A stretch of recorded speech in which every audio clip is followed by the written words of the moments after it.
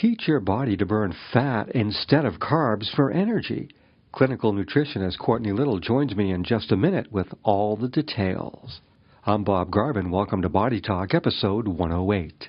If you have any questions or comments about this podcast, send an email to lifestarmedia@gmail.com or visit us on Facebook at Body Talk Bob Garvin.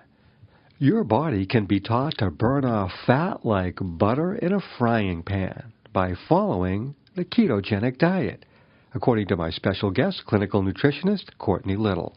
Courtney is the owner of Nutrition and Whole Health Solutions in Bedford, Massachusetts. Courtney, what is the ketogenic diet? The ketogenic diet has actually resurfaced since the 1920s, and it was the number one most Googled diet in 2016. So I want to kind of share with listeners today information about the ketogenic diet, give you the facts, and have you make the educated decision if it's something that you want to try. First and foremost, we believe here at Nutrition and Whole Health Solutions in bio-individuality. There's no one diet that fits all. And as we age and our life and our health evolves, so do basically what we need to eat. So we don't believe in one diet fits all. So today I'm just sharing with you information about the ketogenic diet. And at different times in our life, we need different things. So the ketogenic diet has gained a lot of popularity, and for good reason. But it's not a new way of eating. The ketogenic diet was originally designed in the 1920s to help patients with epilepsy actually control their seizures. So there is an array of health benefits from following this type of dietary program. Number one, weight loss. Number two, balanced hormones, normalized blood sugar, improved cognitive function. There's actually improvements with Parkinson's disease with the ketogenic diet. Seizures, obviously, increased energy, improved digestion, and immunity. And there's more and more studies coming out showing the positive results of following a ketogenic diet for cancer patients in slowing down tumor growth. If somebody gets on this diet, is it a long-term thing, or is it something you can get on and get off of? Well, most people get on it and after week 2 feel really, really good. So I don't believe in going on and off anything. I think you need to actually give it time, and in our previous Body Talk episodes we talk about how every 90 days your body goes through a full cellular healing cycle. So whenever you try a new exercise program, your body's not going to magically change in 1 to 2 weeks, right? True. It takes a few months. Just when you try a new medication or a new supplement program, dietary program, you really want to give it 60 to 90 days to do some work before you figure out, is this good for me or not? So what exactly is the keto diet? So you can't debunk this way of eating without talking about ketosis. So ketosis is a normal metabolic process. When the body does not have enough glucose for energy, it burns stored fat instead. This will result in a buildup of acids called ketones. So it's a natural process the body initiates to help us survive when our food intake is low.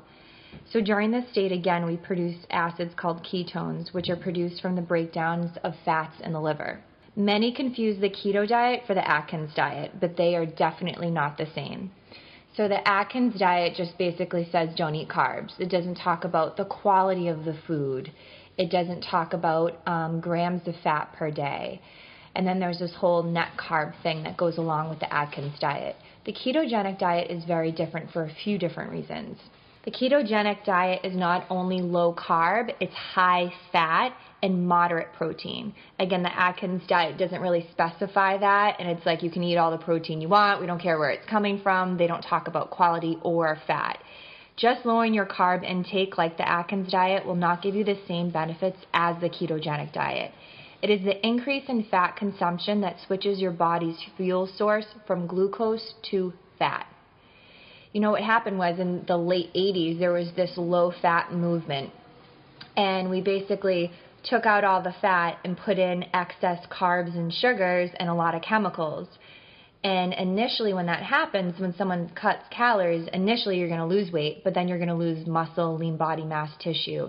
And if you actually Google this time period and the statistics on it, you'll see an increase of diabetes and obesity shortly after that. So there has been this fear of eating fat. but fat does not make us gain weight when we're eating the right types of fat. And that's really what the ketogenic diet specifies, is the quality of the fats that you're eating. So this way of eating dramatically helps to balance blood sugar. The majority of us, the majority of our life, we've had way too many carbs and way too many sugar, more than the human body needs. So going aggressively on the other end for a short stint of time it's going to help us recalibrate, so to speak. So the nutrient ratio should be 75% fat, 20% protein, 5% carbs each day. There's no counting calories. You will definitely not be hungry, okay? Due to the high fat content, when you eat the proper fats and moderate protein, you're fuller longer. You don't feel like you're dieting, because when you're dieting, you're starving, you're cutting calories, you're over-exercising, you're depriving your body of essential nutrients. There's no deprivation here besides carbs. But the protein and the fat and the high-quality food makes you feel fuller longer, but your body is actually uptaking an array of different vitamins, minerals, and antioxidants that keep your brain fed. The more healthy fat you eat, the less sugar you want. This is so different. This is like a 180 for most people, and a Totally. lot of folks haven't heard about this, and they're still finding it difficult to believe that Totally. fat can help keep you lean. I know, because there was so much misinformation years ago that kind of stuck with us. The Snackwell movement, low fat this, low fat that.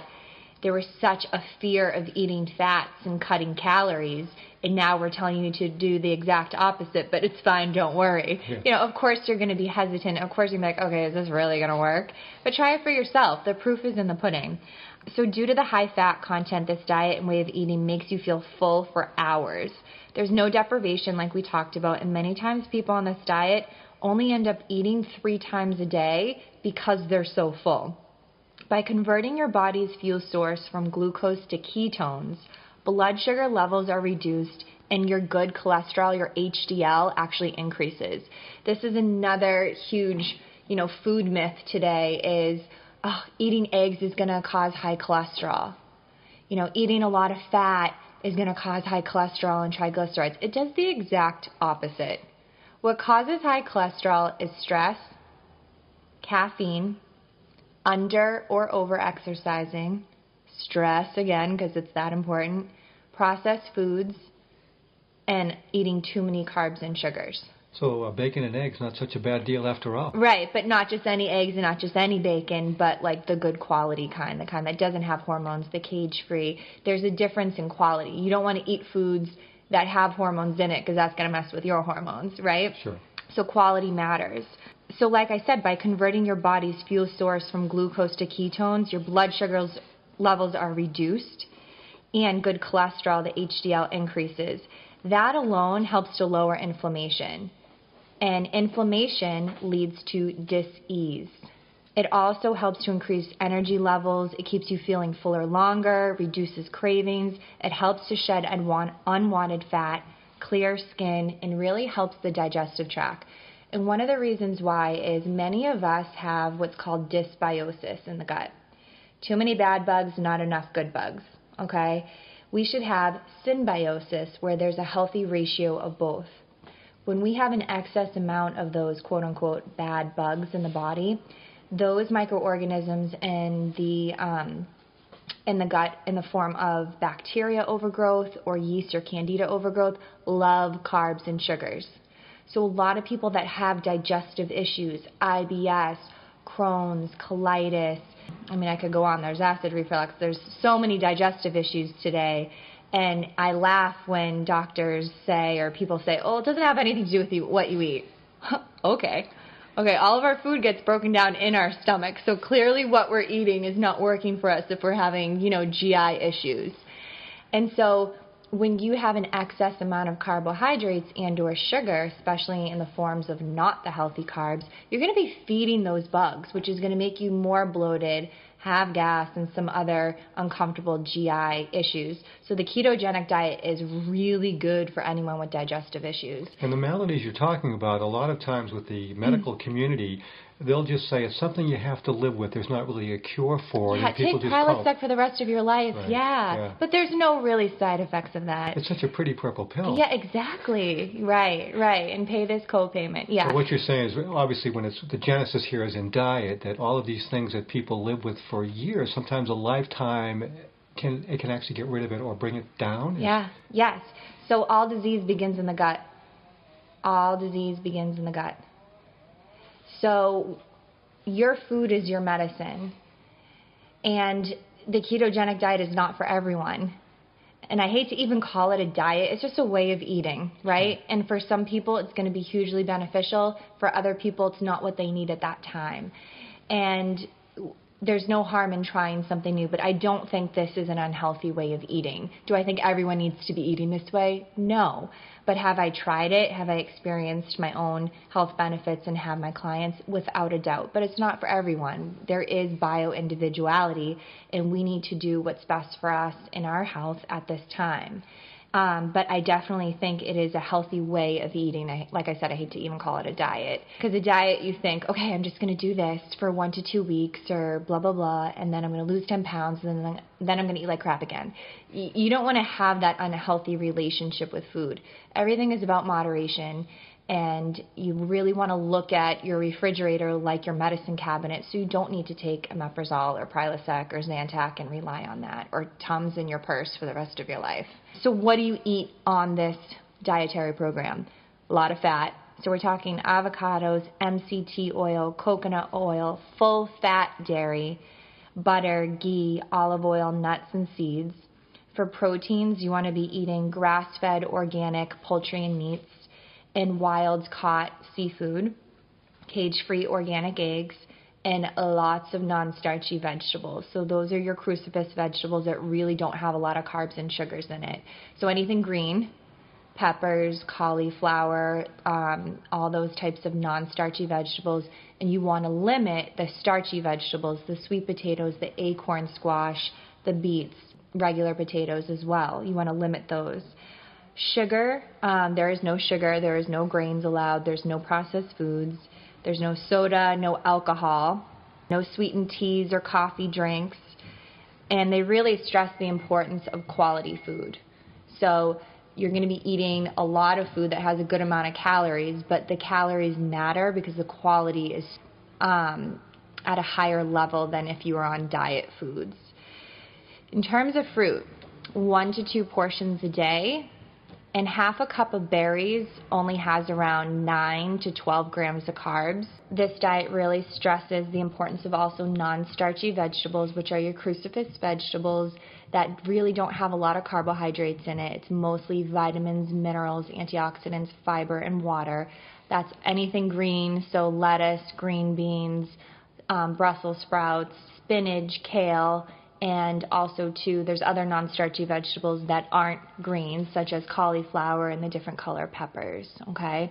On the peppers, some people say that these are nightshades, and nightshades are nasty, and you should stay away from them. Not everyone. That goes back to bio-individuality. Some people can handle nightshades just well, and they thrive off the vitamin C that's in the peppers.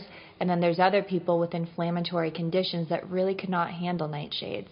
So it's not one-all, be-all. It's always about balance and what your body needs at this point in your life. And then the ketogenic diet does stress not having starchy vegetables, so no potatoes, even sweet potatoes, butternut squash, acorn squash, beets. And in terms of fruit, 1 to 2 portions at half a cup per day maximum. So on the ketogenic diet, there's about 20 to 30 grams maximum a day of healthy carbohydrates. And there's no processed foods. There's no sugar, no grains, no coffee, no alcohol, no fun. I mean, exactly. Yeah, no you're fun. having grass and water. No. There's no. I should have started off with the no's and then end with the positive. You can have full-fat dairy. You can have this. Yeah. But basically, the liquid's really water. I mean, is that water. You're having a great time with the water. Water on the rocks, baby. And when you're doing the water, I mean, are we looking like at, electrolytes in the water, just regular water? Does it really matter? Electrolytes are huge. That was the last thing I was going to end with today. When you're trying the ketogenic diet, you really want to stress the importance of electrolytes. So one of the big things to add in each day to your water is a few pinches of pink Himalayan sea salt, because there's such a change that goes on in your body's chemistry. You want to make sure that you have proper electrolyte balance while following this type of way of eating. And what about people who are afraid of salt as they've been afraid of fat? That's such a good question. Not all salt is created equal. Not all fat is created equal. So if you're having a Whopper, that's a lot, different compared to having coconut oil. Yeah, they're both fatty, but it's a different type of fat. If you have regular table salt at the restaurant, that's been processed, it's been stripped of all of its minerals, and then it, had some chemicals thrown into it. It's a lot different than pink Himalayan sea salt. Which is prettier, too. Yeah, way prettier.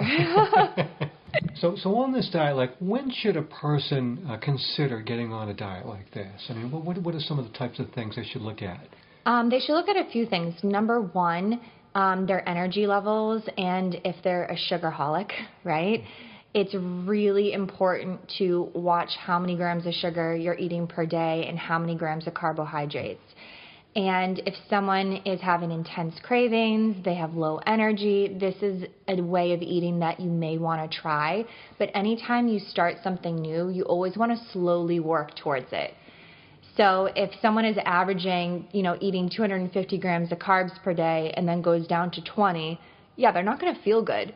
They may even experience flu-like symptoms for the first week or two because their body is like, what is going on? Talk about a 180 way of eating, and it's throwing the body for a loop.